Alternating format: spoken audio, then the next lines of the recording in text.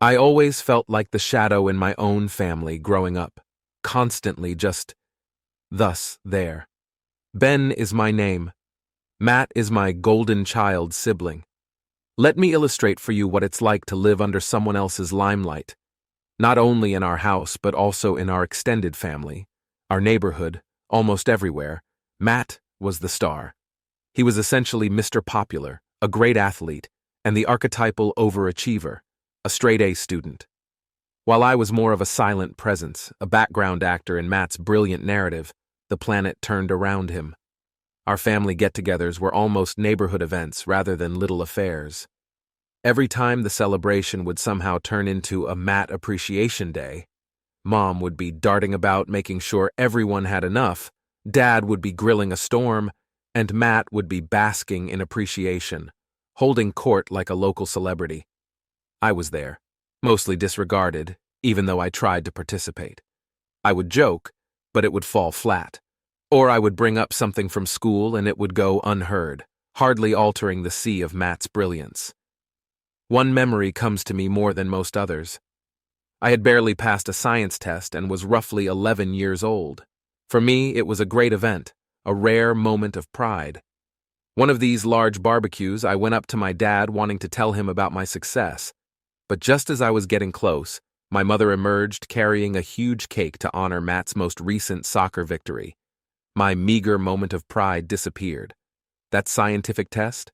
Matt always dominated everything, totally neglected.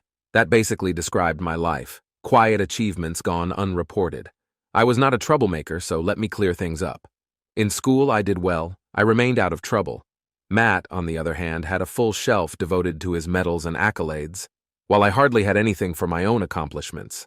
Not a scrapbook or shelves, just a cardboard box in the attic gathering dust. Not only was there a lack of care, but everyone behaved as though Matt were a deity. This stung most. People who didn't even reside in the same city would talk about him non-stop even at family functions. Did you hear about Matt's recent win? Over time, that started to influence me. He has such a bright future. And I was secretly raising a symbolic flag like, hey, I exist too. I questioned whether I could be inadequate or whether they were justified in concentrating all of their compliments and pride on Matt. Still a little child, after all. Though I wasn't failing academics or acting out of turn, I would sit in my room wondering what I was doing wrong. I simply wanted to be noticed. Still, one person did see me. Wonderful Aunt Margie. She was amazing in my view, not flashy or anything. She would always make sure to find me in whatever quiet corner I had stashed myself away in whenever we had those family get-togethers and just talk. She would probe my life, what interests me and what I liked. She also paid sincere attention. Once, nose buried in a fantasy novel, I was hiding out near the garage during one of those wild celebrations. She discovered me seated cross-legged in the ground, Aunt Margie. But she sat next to me instead of bringing me back to the throng. "What are you reading, kiddo?" she asked, clearly curious. Half expecting her to lose interest, I stammered something about a child learning he had magical powers. She neglected, though. "That seems fascinating. Ben, your imagination is quite good." She smiled kindly, and her words lingered with me. "Never let anyone tell you differently." Soccer medals and top marks were not of interest to Aunt Margie. Her only concern was me being me, which was unusual in my household. Even with those priceless times spent with her, the reality of being passed over at home was difficult to escape. By the time I entered high school, I had hoped that things would have changed, and this would be my opportunity to define myself. Of course then, reality struck hard. On my first day, I had barely passed through the doors before individuals began assembling the components. Oh, brother of Matt is yours. On the soccer team, he was simply outstanding. Everywhere I looked, I was Matt's brother. You must be just like him. It mattered not what I did or how hard I tried. Everyone saw me as a younger version of him. Nevertheless, I wasn't Matt. Sports were not important to me. I was not a social butterfly, and I did not yearn for the limelight. The quiet student, the one seated at the rear of the classroom, listened and really loved learning. Instead of seeking compliments, I wanted to understand, hence I stayed after class to ask questions or get additional support. Though no one noticed, I did not slack off or become sluggish. We were given a major biology project worth 40% of the semester grade one day in my junior year. I was thrilled when most of my friends were under pressure. I was drawn to biology. Reading on cell division and its effects on the human body, I lost hours in the library. I most likely put twice the effort and read more than everyone else in the class. I was rather sure when the project was underway. Mrs. Adler, my biology teacher, summoned me up to her desk after turning back our work. Grinning, she held my creation and said, "Ben, this is really good. You exceeded expectations." Her comments were like a beam of sunlight breaking across years of gloom. Someone outside my family saw me for my work and talent for the first time. That day, on my way home, I felt good. My mother was on the phone, deeply in conversation about Matt's most recent soccer game when I got home. Eager to share my success, I waited, my project in hand, for her to hang up. She was really absorbed in the discussion, though, and after some time I gave trying and buried the project in a drawer. Still another overlooked success. That day, I stopped attempting to show my successes at home. It was useless. Every time I thought I had achieved a breakthrough or accomplished something worthy of celebration, my folks were too busy flitting over Matt's most recent objective or another college acceptance letter he had grabbed. The truth is, I hardly wanted the kind of attention he received. I only needed a gesture of appreciation, a brief, "Good job, Ben," but it never came. Then there was Aunt Margie, the one person who really saw me. Had I not had her in my corner, I'm not sure how I would have managed. She was the gentle encouragement I needed, a lifeline in a world otherwise lonely. Aunt Margie simply knew how to be present. She was not the kind of person who flew in and saved the day with spectacular gestures. It was her manner of expressing, "I see you, Ben." One afternoon, following yet another demanding day at the university, I came by her house. "You are who I see." From the turmoil in my parents' house, Aunt Margie's residence was a comfortable haven. She lived alone in a modest, cozy house that smelled like bread or cookies all the time. The planet moved slowly there, her kitties lounging by the windows and sunshine streaming in just the perfect angle. "Hey, young man." With that brilliant smile, her face lit as though my visit were the highlight of her day. "What's new?" I waved and slumped into one of her kitchen chairs. "Same old stuff," I said quietly. Aunt Margie dropped a platter of fresh-baked cookies in front of me.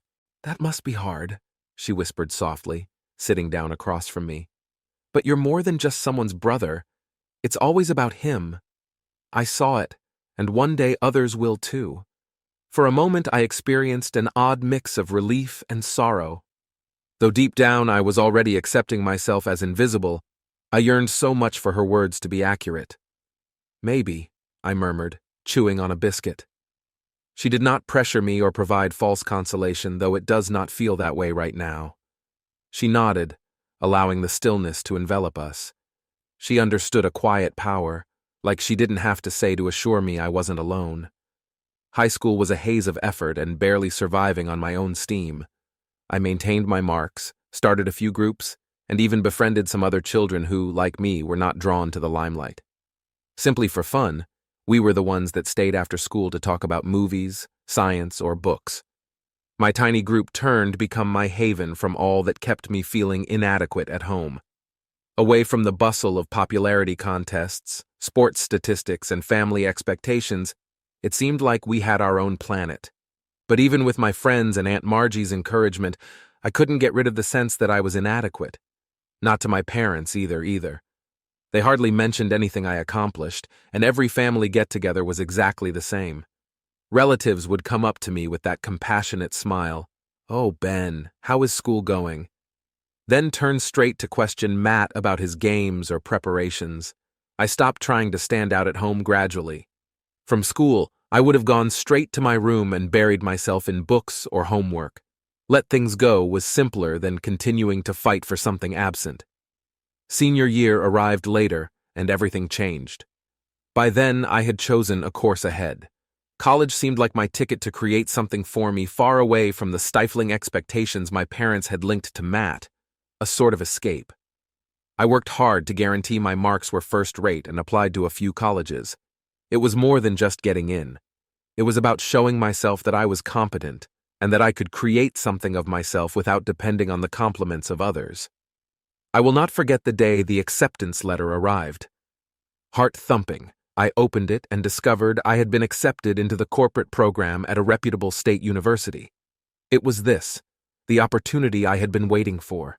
Holding the letter, I hurried home, hoping, foolishly, that perhaps this time my folks would be proud.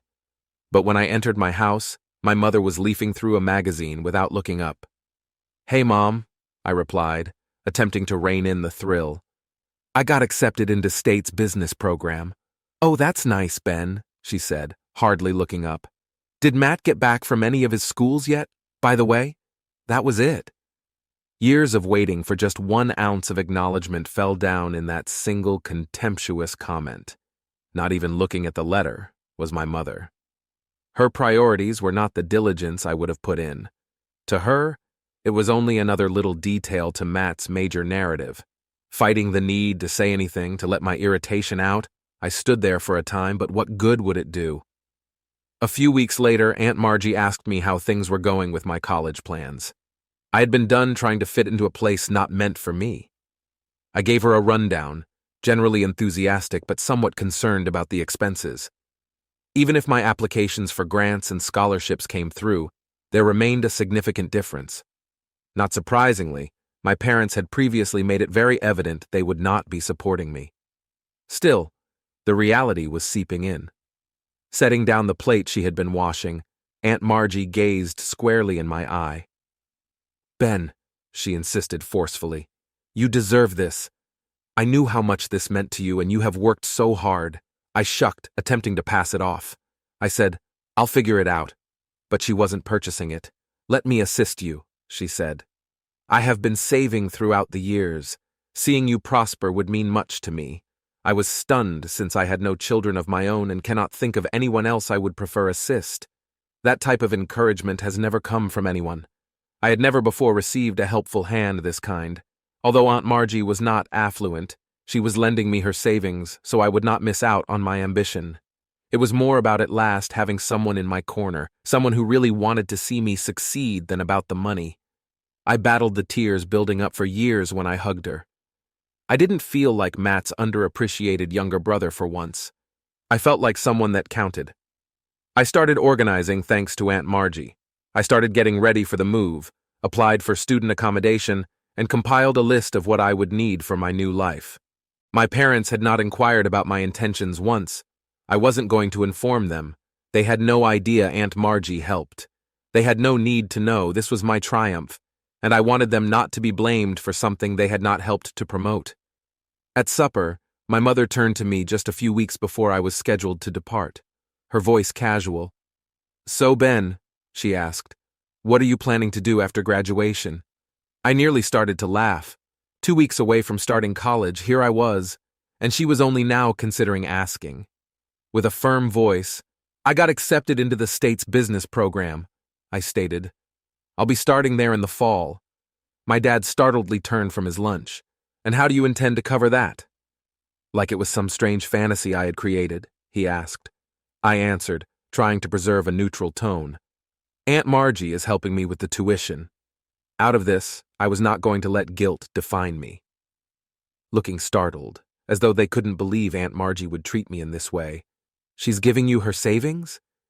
My mother asked, her voice slightly incredulous. "Indeed," I said, not wavering in response. "She thinks in me. She wants me to succeed."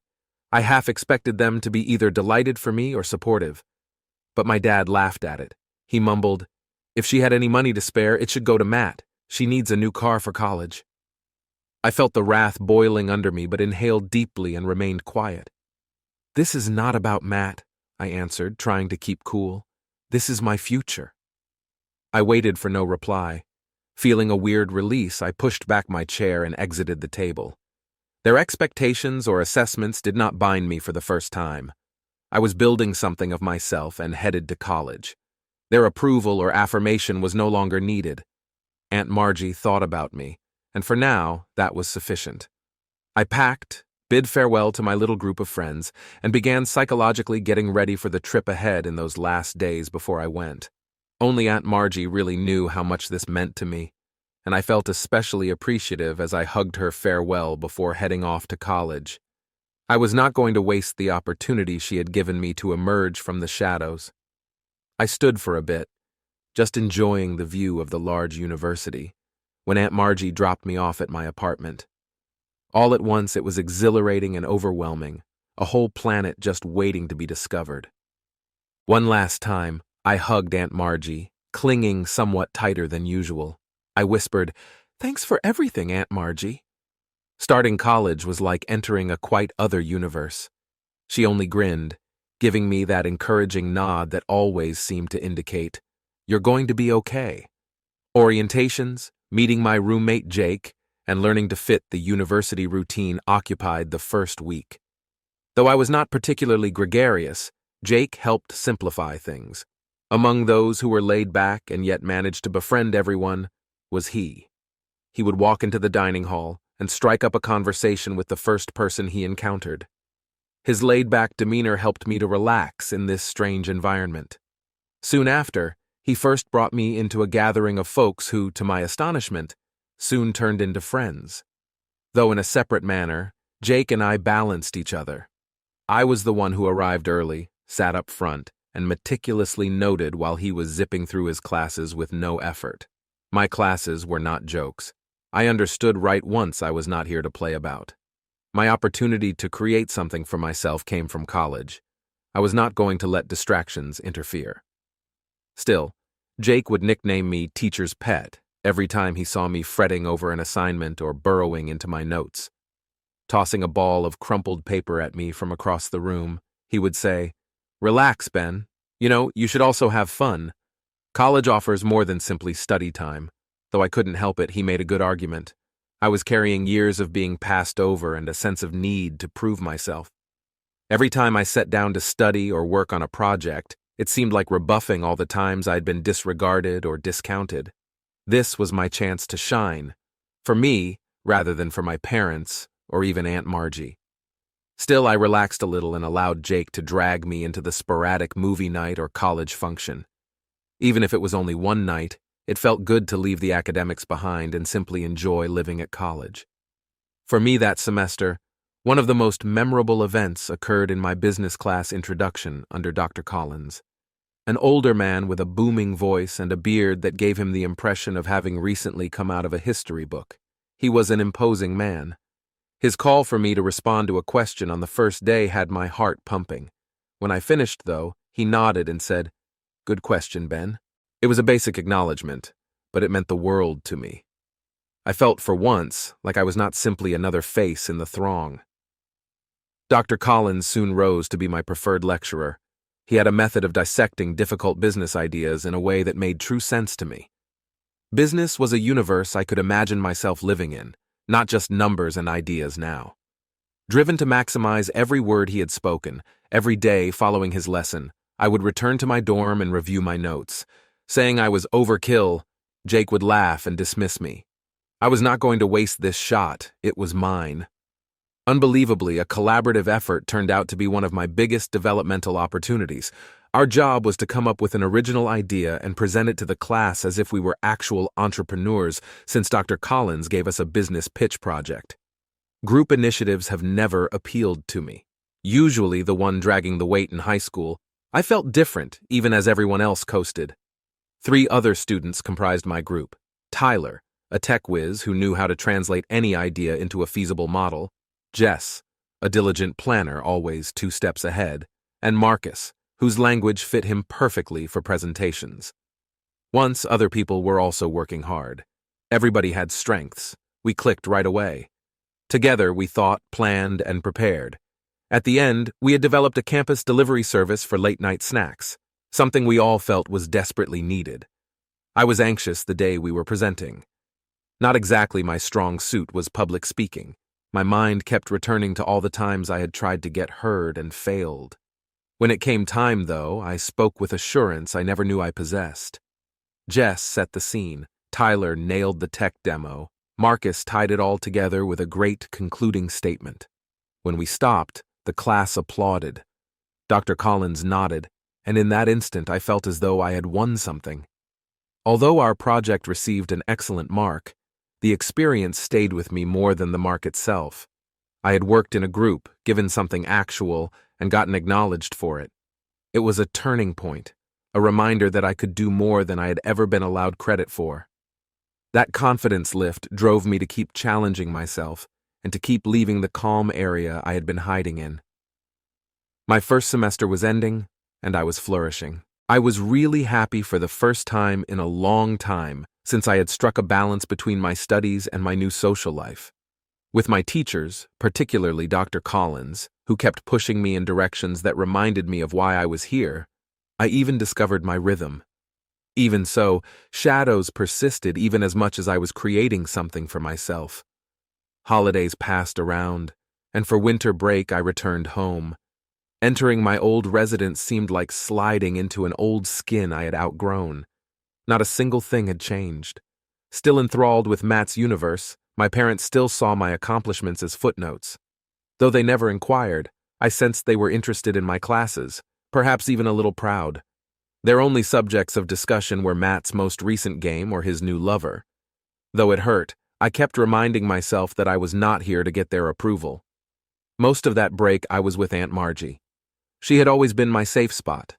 When I told her about my semester, about the project, the friends I had met, and the confidence I was developing, she simply gleamed, proud in a way my parents never would have. Talking about my life while seated in her kitchen, I had an unusual mix of pride and grief. At last I was doing well and felt as though I was valuable, yet the ones who ought to have cared most still couldn't see it. Resolved to keep creating the life I desired, I poured myself back into my academics and friendships when I returned to college for my second semester. That semester passed quickly, and before I knew it, I was halfway through my academic path. I was thriving rather than merely surviving. I was doing better than I had ever done. Every success, every minor victory was mine, created by my own work. I felt for the first time not like I had to match Matt or anyone else. By my junior year, I was working harder than ever and totally absorbed in my business classes. Dr. Collins even extended an offer to me as a teaching assistant, a post he hardly ever granted to recent graduates. Like I had, it was a great honor, and I took it seriously, guiding younger pupils throughout the difficulties of his class. I didn't care even though Jake joked I was finally part of the establishment. I belonged here, and at last I began to have self-confidence. When graduation at last arrived, I stood in my cap and gown, staring out at the audience, knowing Aunt Margie was there, shining from the stands. Though their main concern was Matt's impending graduation personally, my parents also showed up. Still, I let it pass through me. This was not about them today. It was about me. Most newly graduated people get a job after graduation. Though it wasn't glitzy, it was consistent, so I put myself into it, saving and worked out my next moves. Long-term employment for someone else did not appeal to me. The more I worked, the clearer that idea became. It was something I wanted to create for myself. It was at this period that the concept of running my own restaurant began to take shape. Cooking has always been a passion of mine, and the idea of designing a place where others may gather over wonderful cuisine felt natural. I thus saved every extra dime I could, channeling my efforts to bring this goal to pass. A few years later, I at last jumped forward and built my own restaurant. Though not elegant by any means, it was little and intimate and mine. From the cuisine to the decor, every inch of that venue was something I had put myself into. Though long hours, continual stress, and more setbacks than I could count defined the early days as difficult, I liked it. I was doing something I had developed from the ground up, something important to me. Soon after, word got out and my eatery began to pick. People adored the cuisine, the ambiance, and the friendliness I had painstakingly produced. At last I had discovered my home, and I felt as though I were on top of the planet. But my parents returned into the picture when life settled into a rhythm and my restaurant grew more prosperous. It began with a phone call from my mother, her voice tinged with underlying tension mixed with false joy. "Ben, sweetheart, it has been quite some time. You really make us very proud. We hear the restaurant is doing nicely." I knew there was more involved. Long years ago I had learned to identify tone. As I answered, "Thanks, Mom," I maintained a neutral, courteous voice. She paused and then almost grudgingly added, "We were wondering if you could help out your brother, Matt. It has been a lot of work, but it is doing well. He is having some difficulty landing a job and, well, we thought maybe he could work for you." I felt a twirl of the old irritation growing, but kept my tone cool. Here it was once more, Matt's requirements first priority even today. Still, I accepted, understanding that it was worth a try if it meant maintaining some peace. One requirement, though, was that he started off as a waiter without any particular treatment. I sensed the tension boiling under the surface when Matt arrived to begin work. He entered with this entitlement, as though he were doing me a favor just by showing up. He was still the same, confident, maybe a little too much, and utterly oblivious of how much had changed between us. I hadn't seen him in a while. Walking him over the foundations, I showed him the ropes. I made it abundantly evident no particular treatment would be given. Like everyone else, he began as a waitress. He didn't grumble, to be honest, but he had a sparkle in his eyes that suggested he felt this work was beneath him. Still, he showed up, worked, and things stayed small. Not spectacular, not horrible, but good. It felt to me for the first time like Matt and I were on level ground. In my universe, he was simply another worker. He was not the golden child. Weeks passed and Matt found his place. He was not half bad, surprising me. Though not the best worker either, he did what was requested of him. Having him under my house, in my domain, on my terms, seemed odd, almost weird. I would occasionally catch him staring at me with a perplexed look, as if he could not quite fit this version of me with the younger brother he had always known. For a while, things were practically peaceful. Matt's presence in the restaurant had no significant impact on my parents' subdued demeanor. I reasoned perhaps everyone had discovered some kind of equilibrium. Then, though, the next favor arrived. From my dad, as if on cue. Late one night, he phoned me with a strained voice. "Ben, we must have a conversation. I am and your mother we are quite strapped financially," so he hesitated before adding, "We need your help." I was not shocked. I had seen this approaching, particularly following years of them throwing everything into Matt's whims and failing businesses. Still ached, though, listening to it. They had blown away their savings, and today they were begging me to save them, just as I had at last created something of my own. I could have turned aside it. Every bit of me yearns to. After all, the years of neglect, the continual sacrifices, I owed them nothing. But something in me found impossible to overlook their circumstances. They were my family, even with all the animosity I carried about. I so agreed, but I kept it understated. Though I wouldn't cover every cost, I would send a monthly allowance just sufficient to keep them afloat.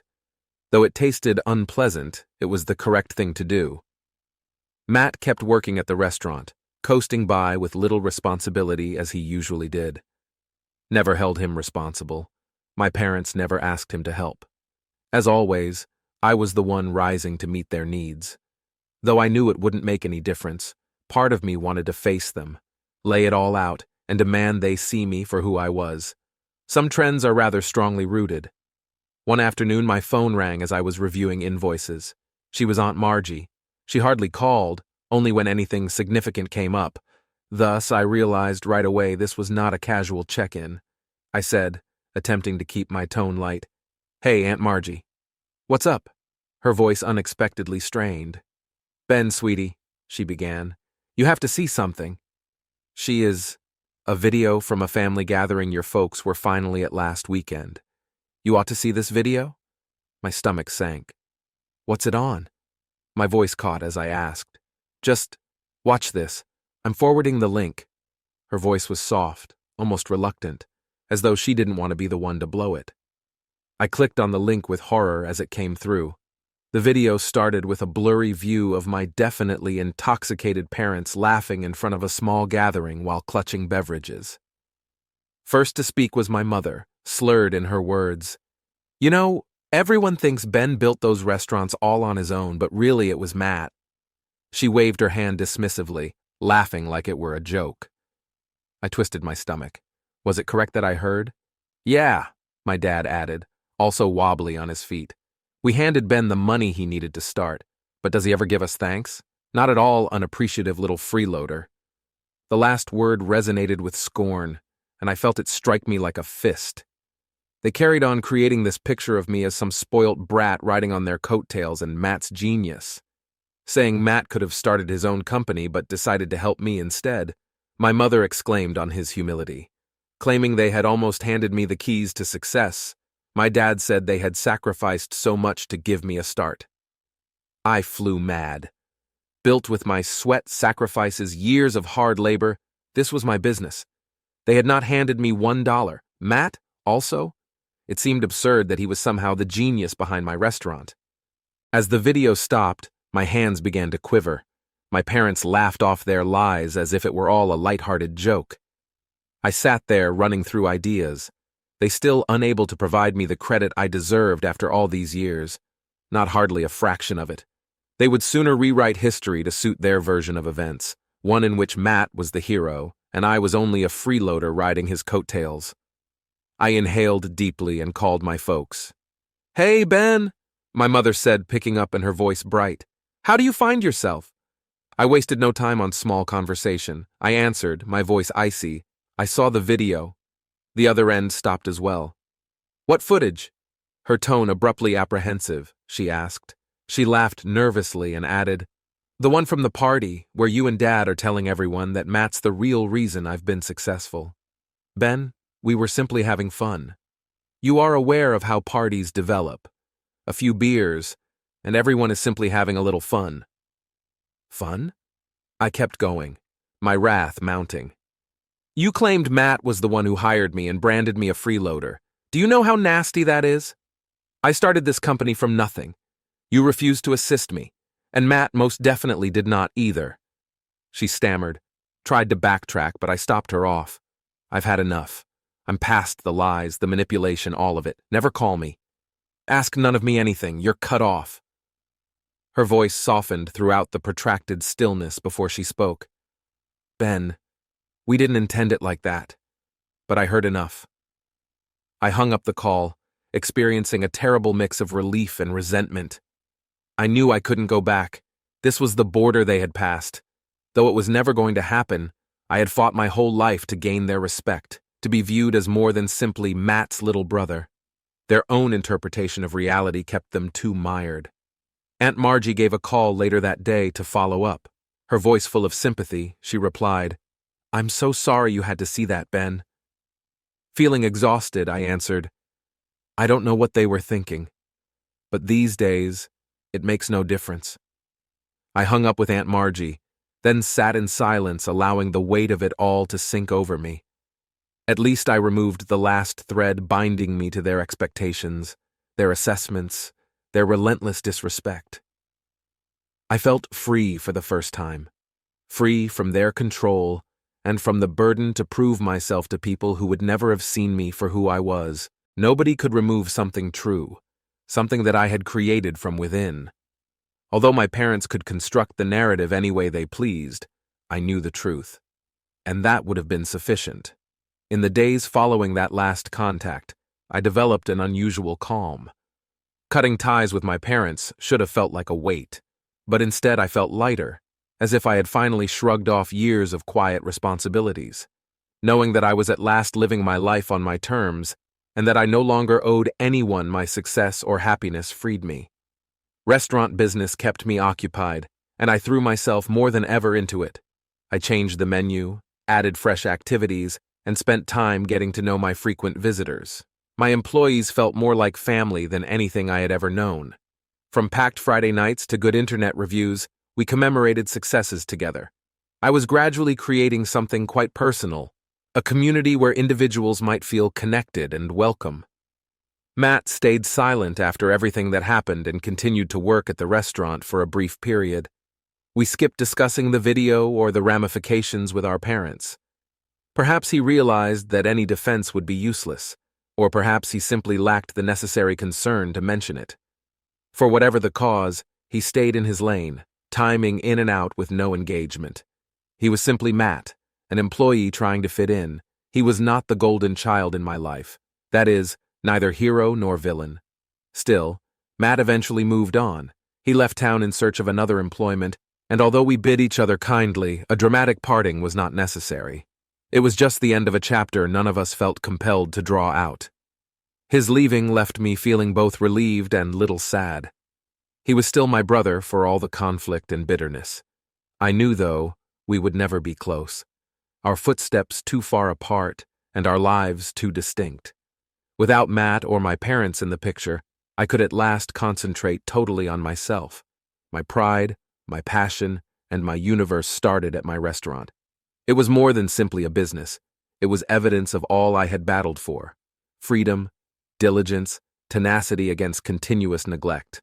I threw myself into creating a place where everyone could walk in and feel like they mattered, where people felt respected. It was a venue for the underdogs, those who had been overlooked or discounted. Though I had never found it in my own family, I yearned for my restaurant to be the kind of place where everyone could see, some small way. My greatest supporter still is Aunt Margie. She had visited the restaurant often, seated by the window and grinning warmly as she watched me operate. She would occasionally send me handmade goodies or books she thought I would enjoy, small gestures reminding me of her great love. After closing, we would share anecdotes about our days, and she would always gently remind me, in her soft manner, that I was doing exactly great. I was always appreciative of her existence in my life. She was the family I had selected, and the one who had believed in me from the start. The restaurant developed, and with it my confidence.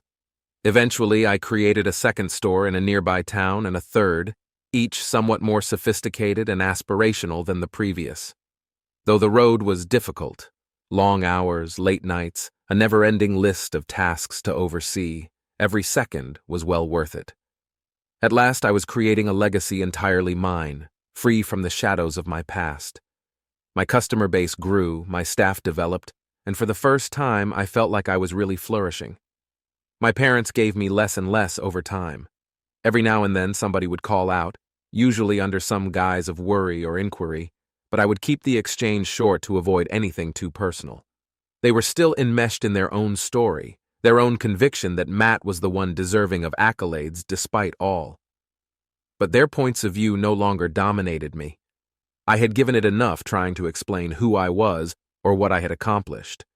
As I was locking up one evening, Aunt Margie arrived bearing a newspaper and a bright smile. "Look, Ben," she said, nearly shining. She gave me the paper and opened to a full-page section on neighborhood businesses. Black and white, there was an article about my restaurant featuring an interview, a picture of me proudly standing in front of the main site, and compliments from patrons who had come to consider the place as a house away from home. I stood there absorbing everything, pride pouring in my heart. For me, as much as for my company, this marks a turning point. I'd completed it. Against all the possibilities, I had produced something significant and enduring. Those comments touched me deeper than anything my parents could have ever said. Aunt Margie held me and murmured, "I knew you would make it." When everyone else had not believed in me, she had, and that belief has seen me through every difficulty, every setback, every triumph. My life settled into a cadence as the years passed. At last, liberated from the weight of previous expectations, I felt comfortable, at peace. The business kept growing, evidence of all I had worked for. The little brother hiding in the shadows was no more. I was Ben, a business owner, restaurateur, someone deserving of pride and dignity.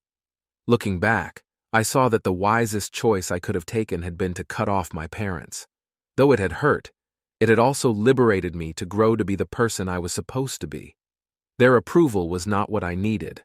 I did not need anyone's. My path was unique, molded by the resiliency and will they had never known. Perhaps also that was fine. Though not everyone will see you for who you are, if you remain true to yourself, the appropriate people will. I felt great calm as I stood there staring about my busy restaurant with Aunt Margie at my side. I was precisely where I ought to be.